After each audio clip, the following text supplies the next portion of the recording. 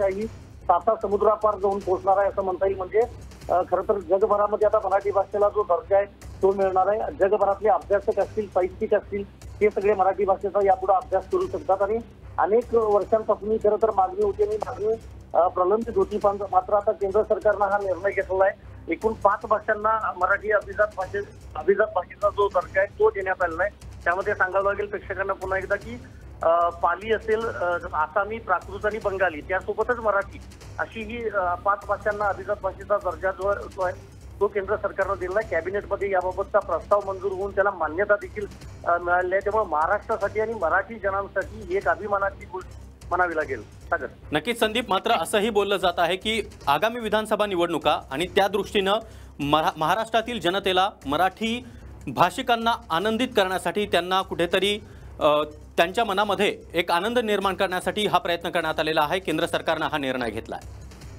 अगदी सागर म्हणू शकतो आपण, कारण आपल्याला माहिती आहे की अनेक योजना ज्या आहेत त्या राज्य सरकारमार्फत आता राबवल्या जात आहेत आणि मराठी भाषेबाबत हा एक मोठा निर्णय केंद्र सरकारनं जो घेतलेला आहे तो अगदी निवडणुका डोळ्यासमोर ठेवूनच घेतलेला आहे। कारण अवघ्या काही दिवसांमध्ये पुढच्या निवडणुकांची घोषणा होऊ शकते आणि त्यानुसार गेल्या काही कॅबिनेट बैठकीत नक्कीच संदीप, तुम्ही आपल्या सोबत राहाच तर सुधीर मुनगंटीवार आपल्या सोबत जोडले गेलेले आहेत। मुनगंटीवार जे आपल्या टीव्ही